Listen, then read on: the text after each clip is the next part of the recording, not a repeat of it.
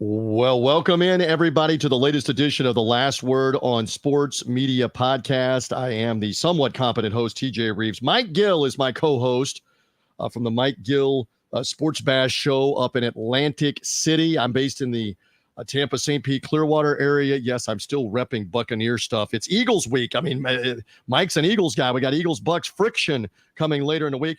But, oh, by the way, Mike Gill, good to have you. How are things? Everything good in your worlds? Here's we get ready to talk sports media. Yeah, man, a lot going on. Man, the ratings catch my eye this week. And by the way, it is Eagles-Bucks, so I'm going to have you on the radio show here to preview that game and give us some insight. But the Eagles-Bucks are getting the Brady treatment. They're getting Brady and Burkhardt in Atlantic City. In Atlantic City. That's where I am. In the Fox Game of the Week. They're getting that 1 o'clock spot. By the way, Fox put out its list of pairings for the week here. But, man, the ratings for these NFL games off the charts, and you know, sports TV ratings on the X platform, Austin Karp, people like that have been putting these out. I keep perusing and saying, my gosh, I mean, let's look at this, TJ. What do we keep saying? Live sports and the football is king, my friend. Now, before you get into that, thank you for finding us, however you found us. If you're only hearing us on the Last Word on Sports Media podcast feed, come see what we're doing, what we look like through Twitter, through social media. Follow him at Mike Gill Show. Follow me at Buck Sideline Guy. You can see it through social media, but you're hearing it also on the podcast feed as well. And again, follow, subscribe, because we've got the Last Word on Sports Media daily every day. The podcast is going to suffice for the daily on Tuesdays right now. And we go over sports media news. We get personalities on, play-by-play people, broadcasters, etc. on the pod. And we do our best to service you. All right, so you're wowed right away by the ratings, Mike Gill. That's going to be topic number one. And the audience for college football on Saturdays, or even Friday night, and then the NFL on Sunday as well.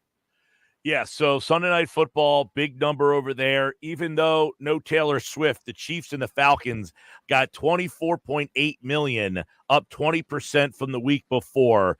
Most watched NBC Week 3 game ever. So whatever you want to do with that, they're loving 3 weeks in, almost 25 million. They're off to their best 4-game start since 2014, according to Austin Karp there. And, you know, you take a look at that. Sunday Night Football, huge, but only topped by the 27 million for America's Game of the Week. It's the most watched telecast of any week on any network. In the NFL on Fox, they're off to their best start. So is America's Game of the Week.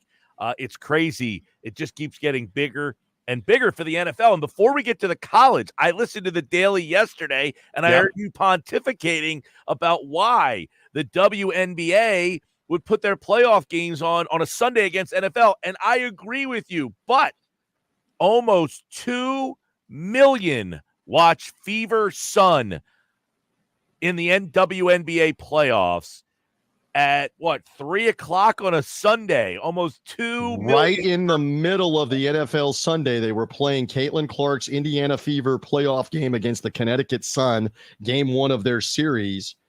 You're telling me they got 2 million during the NFL. It begs the question, what would they have gotten had this been on later in the evening with less competition, is what my comeback to that. I'm shocked that it was that much, that it was a couple of million. I agree, but your question is valid. What if they play Tuesday night, Wednesday night, and Friday night? They've already scored on Ion Television over 1 million viewers on Ion Television on a Friday night.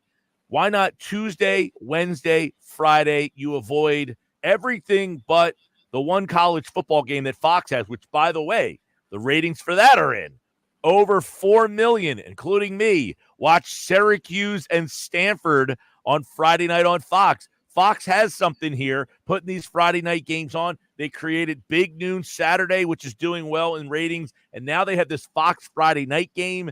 They got something going. Over 4 million watch Syracuse, Stanford in an ACC game. Okay, so wait a minute. So that was the ACC game, but the game you're talking about that was on Big Fox was actually Illinois and Nebraska. And that's going to tie Saturday game. That's right. Well, no. Illinois, Nebraska was the Friday night game, because I'm going to tie it into my story in a couple moments. Stanford and Syracuse, I believe, were playing on ESPN and also doing well. So, but what do we keep saying? Live sports, especially live college football and NFL, are going to succeed. And Fox actually has the void. Don't laugh for the audience here as we do this on the Last Word on Sports Media podcast, because professional wrestling is no longer on in September here in this ratings period. They used to have Friday Night SmackDown, which my house would watch this sometimes. I would let my twins in small doses watch a little Friday night professional wrestling, better than having them out carousing somewhere.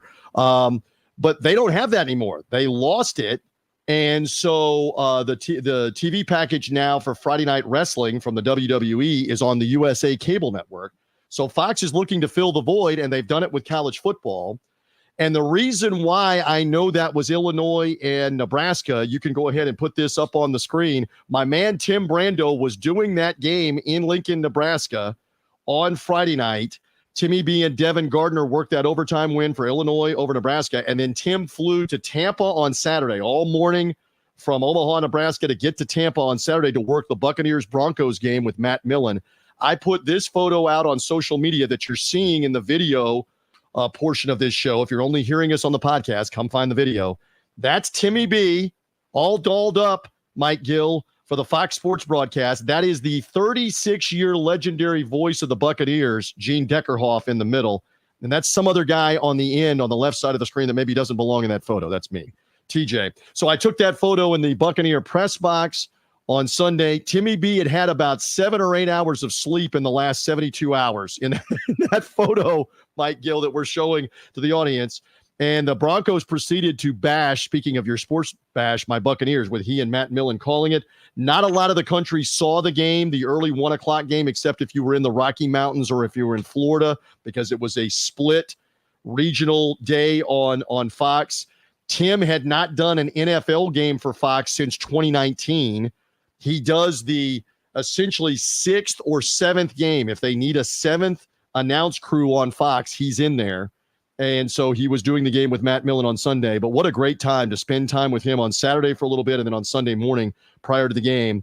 You literally have in that picture about 100 years of broadcast and play-by-play experience between Brando, Gene, and me. I'm not as young as I might look, Mike Gill, or some might think that I am. So you got about 100 years of experience in that photo. Very cool to be with those guys on Sunday. So Brando did the doubleheader and had to fly in and get acclimated to NFL with Broncos and Buccaneers. And the Broncos looked really good in that early game, and it led into that. You were sitting there when I got home, all right, from the Buccaneer debacle loss 26-7 to Denver. I got to start checking out Cowboys and Ravens, which is the 3rd straight time that Tom Brady had been doing a Cowboy game in his debut on Fox. And once again, it's a bad game. The Ravens jump out 21-3. They jump out 28-6. And you're like, this is an awful game for him to do again.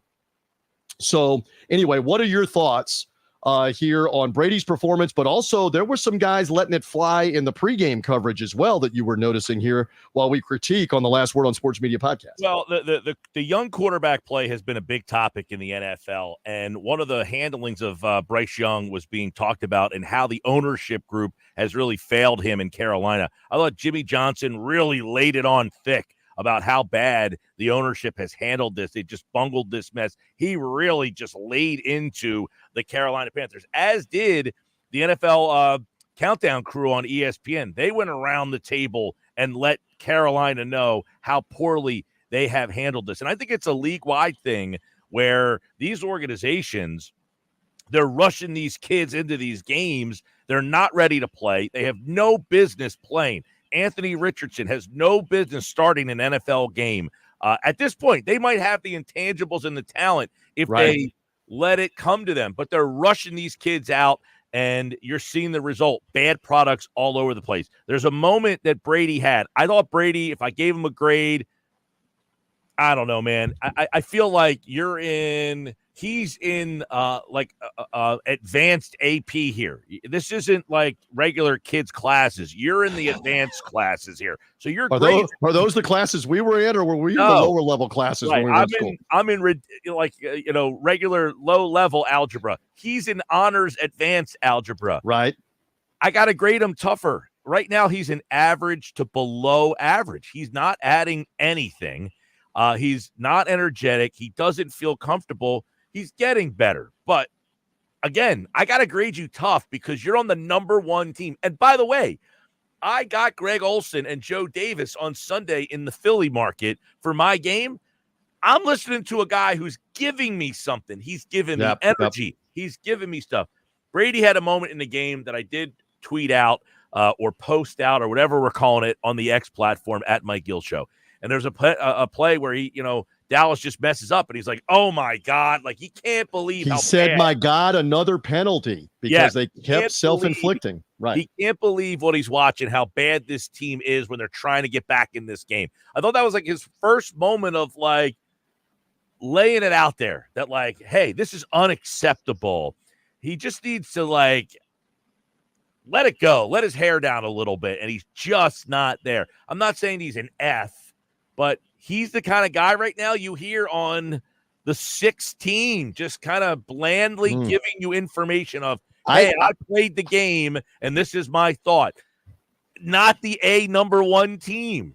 All right, and I got to hear a good portion of what he was doing in the Dallas comeback, obviously. I'm not as critical of him because I think he is getting more acclimated to it, and he's had bad games to call. And once that game got more exciting and got more energetic, I think he did as well while we're grading Brady on this. But back to the pregame stuff, I had not seen until later in the night what Jimmy Johnson was saying, but he put Dave Tepper, the owner, right on blast. Yeah, let me just add one thing about Brady that I thought he did a really good job on. And this is where I thought that he could do better and excel at. They're down 28-6, and he started to recap his mindset down 28-3. What do we do 28-3? How did we think about it? And he really said, we just wanted to do this. And then when we did that, that was a good moment for him of taking us through the mind of Tom Brady's thoughts down 28-3 in a game. How do I get back? That's what you need to hear more of. Brady's thoughts of, how am I viewing this game right now? What am I thinking as the greatest of all time? But yes, Tepper was on blast all weekend on all networks. But then they come out with Andy Dalton and win the game in Las Vegas. Not many of the country got to see it. You saw it if you were in Las Vegas or in a portion of the West, or if you were in North Carolina, you saw it, the Carolinas. But they were very impressive. But yeah, it's interesting when a pregame show will take off on an owner, will take off on the highest level of an NFL team. And that's what Jimmy Johnson was doing. And you said the NFL countdown people on ESPN, whether that was Rex Ryan, Randy Moss, Teddy Bruschi, right? All of them that are there, that are all there.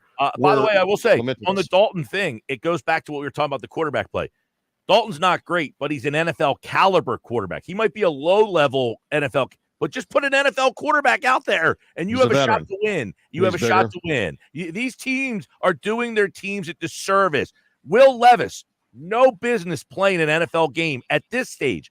2 years from now. The Tennessee quarterback, right? The Titans, yes. Yes, maybe 2 years from now that you can justify it. All these guys, they might win a game and flash here and there. Last night, Daniels obviously was outstanding. And I thought, by the way, a lot of commentary about Daniels and what he did last night, really as this was his coming out party. And by the way, to your point, Joe Buck and Troy Aikman were doing that game as we rock on here on the Last Word on Sports Media podcast for a Tuesday. TJ Reeves, Mike Gill are your voices that you're hearing. Make sure you're following or subscribing on the podcast feed. Come find us on social media for the video portion of the podcast, as well as we do this on social media. I thought Troy Aikman was right on it, too, that Cincinnati wasn't doing enough to disrupt Jaden Daniels. But then again, with his feet, with the read option, with his ability to scramble, they had to play honest on defense. So I thought Aikman was right on it there as well. So fascinating, the early development of some quarterbacks, but not others. All right, so you're putting up on the screen right now the action that is scheduled for this week in the NFL. Now, again, the Kevin Burkhardt, Tom Brady, Aaron Andrews, Tom Rinaldi crew is due to be in Tampa. I say this for the Eagles-Buccaneers game because right now, Mike, in all seriousness, we're dealing with tropical storm, soon to be Hurricane Helene, H-L-E-N-E, Helene, not Helen. Tropical storm or Hurricane Helene will become a factor in the Gulf of Mexico, will threaten the Tampa Bay area here midweek into Thursday and Thursday night. What does that mean for this game Sunday at 1 o'clock? It's all wait and see. We do this right now live on Tuesday. Mike, personally, on a personal level and a family level, we're paying more attention this afternoon, tonight. They're already announcing school closings for Wednesday and for Thursday in the wait and see mode.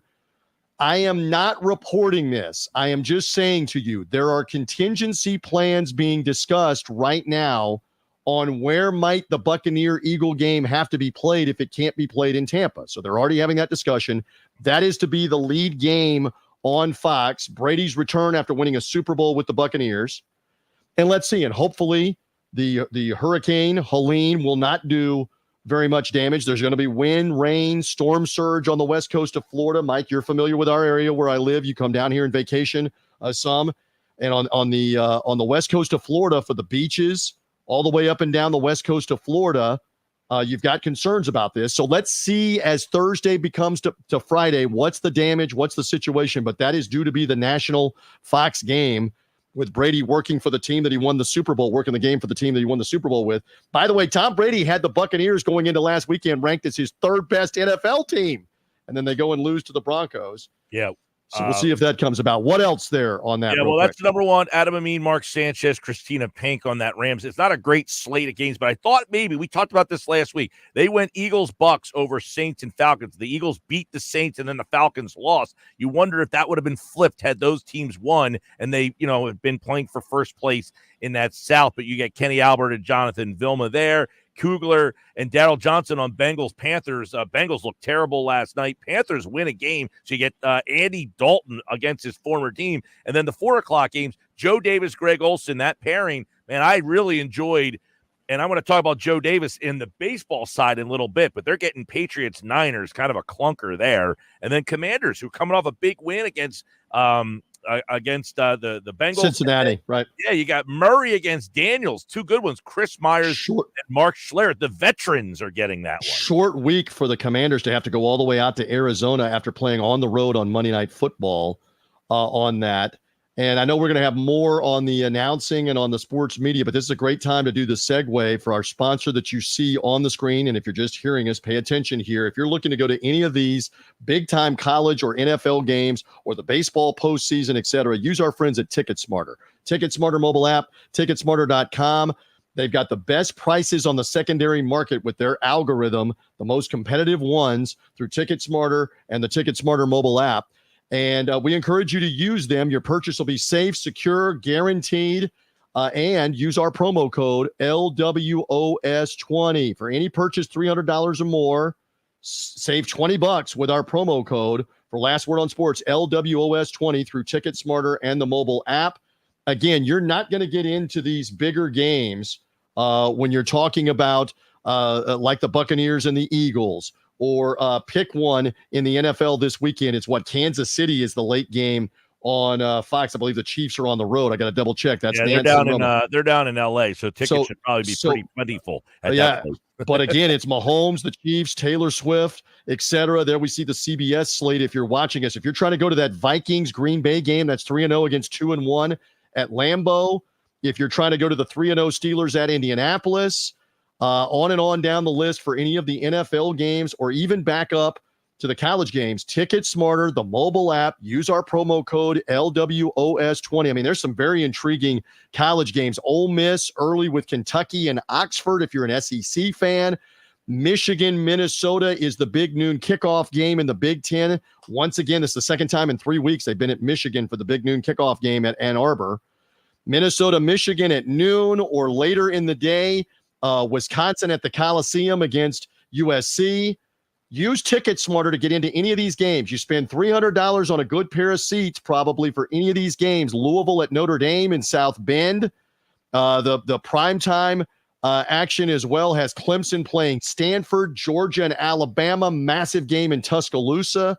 Use TicketSmarter, the TicketSmarter mobile app, and our promo code LWOS20 saves you $20 off a order of $300 or more, and use that promo code, Mike, as many times this season as you want. Baseball postseason, concerts and events, NBA starting up, whatever. Use TicketSmarter, the TicketSmarter mobile app. Get in the game with TicketSmarter and our promo code LWOS20.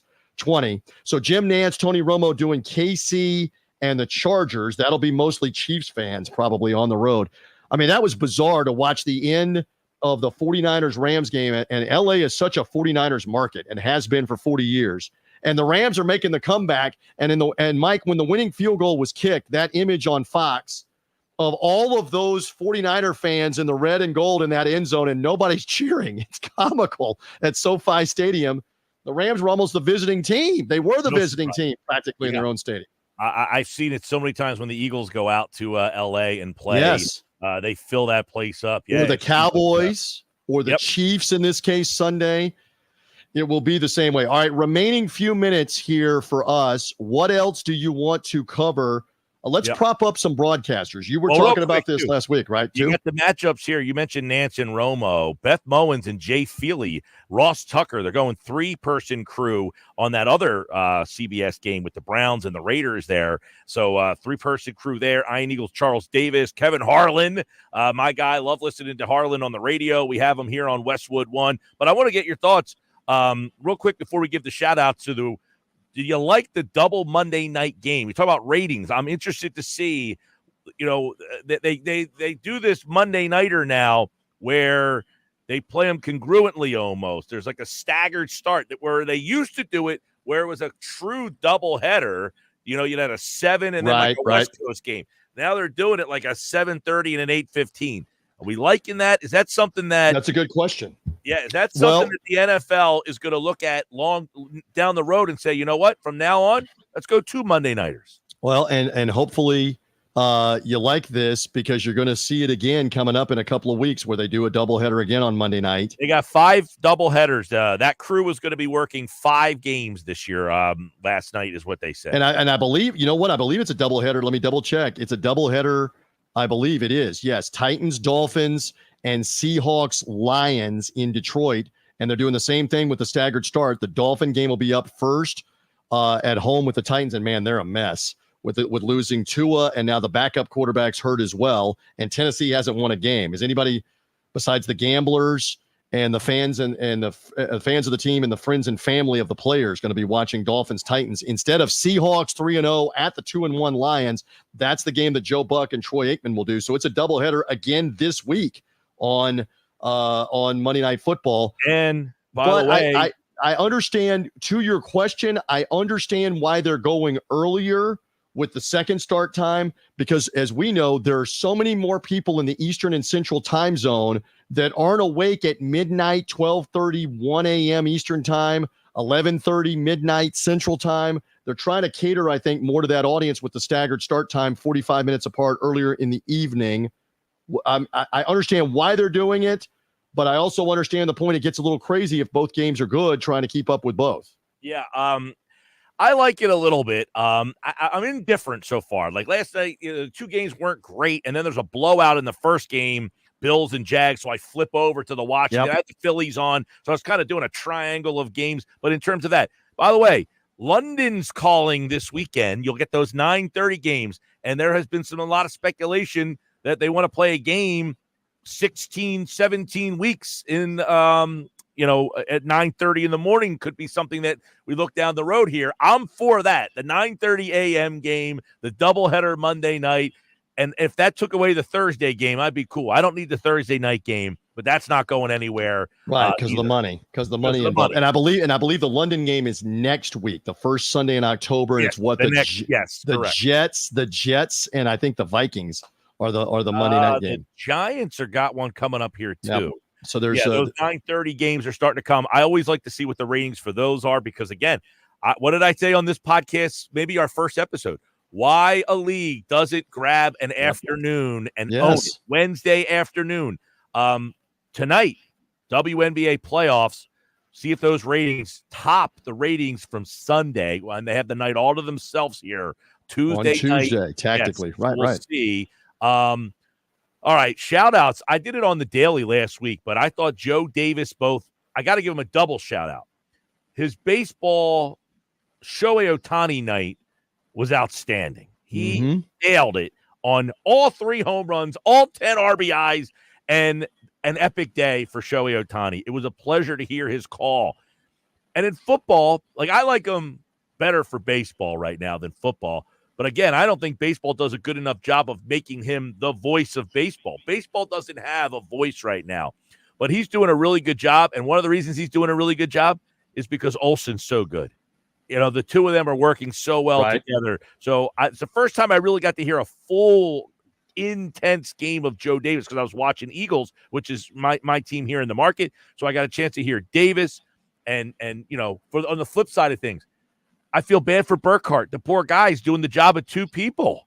And Joe Davis, now you can hear Davis excelling because of the job that he has. I feel you. Olsen. And by the way, he had a meteoric rise to get from where he was to be doing Dodger games and Fox, and now the NFL on Fox, and now the national. When Joe Buck left, he's now the national number one game and postseason and World Series commentator for Fox, along with John Smoltz, the lead broadcast crew.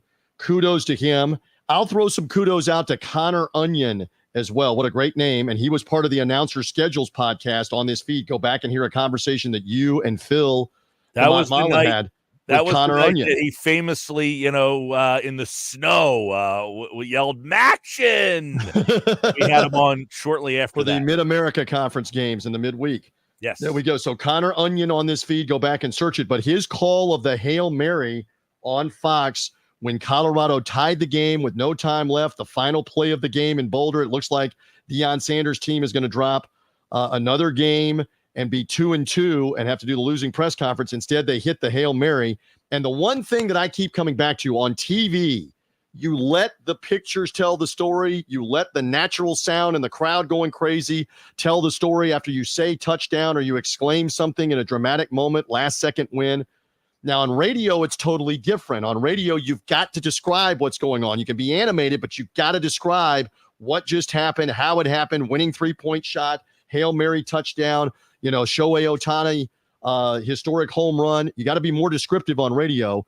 But in both the case of Joe Davis with the Dodger home run calls and with Connor Onion on that Fox Hail Mary, they properly let the moment excel and didn't step all over it with the pictures and the sound after the Hail Mary. You explain what went on, but then let the pictures tell the story on TV. I thought both did well.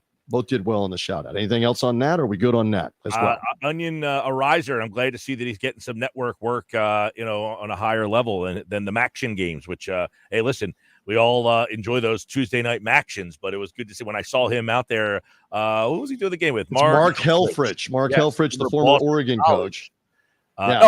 The former Oregon coach. I'm thinking of the linebacker who played at Boston College. Mark Herzlich, right? Herzlich that battled cancer. That's similar, but yeah, Helfrich was the Oregon coach with Marcus Mariota at the very end when they went to the college football playoff championship game.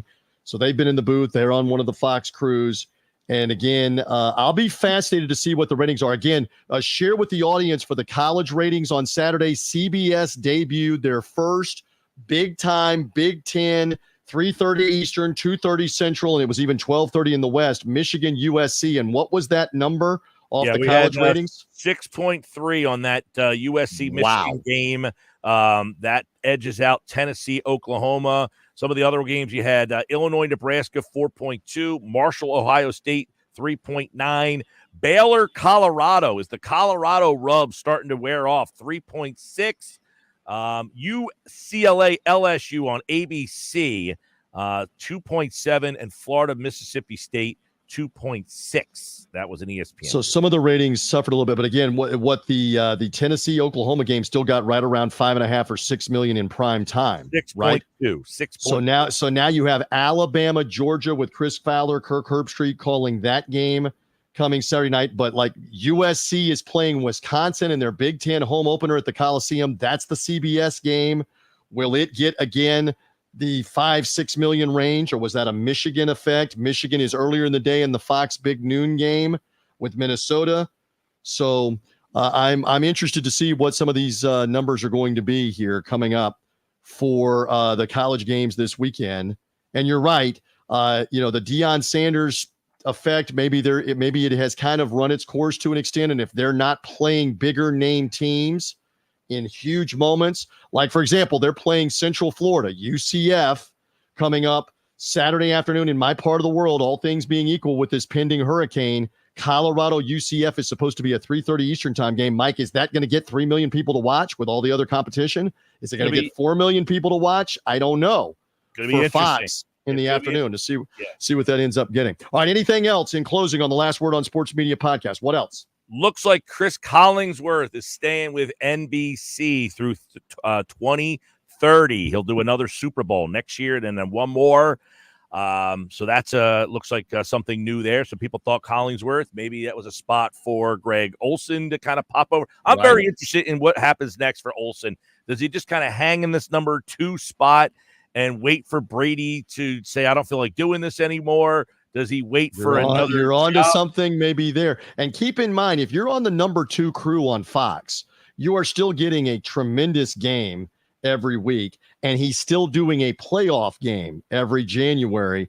There are worse opportunities than that, and you're right. I mean, maybe he waits this out, and in a couple of years, if Tom Brady has decided I don't care to do this anymore, I tried it. I don't think, some believe this is going to be like a 1-year experiment. He's going to leave. And I keep saying to people about Tom Brady and that 10-year deal, he's not walking away from another $270 million. He might walk away from $200 million in a couple of years after he's made $100 million of it. What's a few $100 million among friends? But he's not walking away, Mike, after 1 year. So this is going to be a couple of years in this process. He's doing the Super Bowl this year with Kevin Burkhardt. They're the Super Bowl #1 Fox crew. But I'm with you. Maybe Olsen waits here for a year or two. He might not have a choice. I mean, the only other job possibly is if Herb Street decides, I don't want to keep doing all the travel. You know, I've heard Herb Street on podcasts recently talk about his travel schedule. You know, how much more does he want to keep doing the travel that he does? But is the Fox 2 job better than the Amazon 1? You know, only 14 million people watch the Amazon, or less than 14 million. It was down from the week before on Amazon.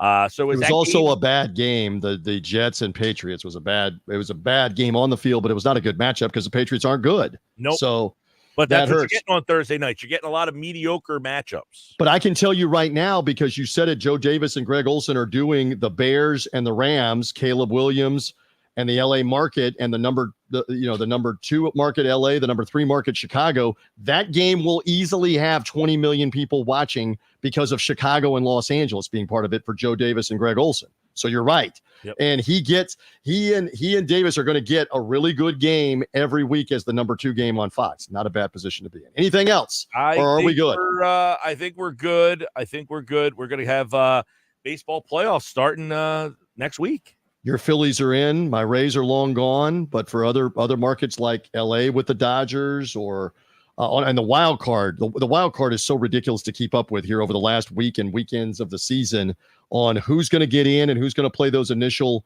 wild card series games for all the Major League Baseball. So we will keep an eye on that as well. Good stuff here, Mike Gill. And again, this is sufficing for our Tuesday daily edition of the Last Word on Sports podcast feed. Last Word on Sports Media podcast is what you're listening to. The daily is out Monday through Friday midday. Mike and I giving you some of our takes and some of the news of the day, but we went over it in full here on the pod. Make sure you're following, subscribing to the podcast feed, Apple, Spreaker, Spotify. Come find the video portion of the show. Follow him at Mike Gill Show. Follow me at Buck Sideline Guy. For now, we're good with this edition of the Last Word on Sports Media podcast.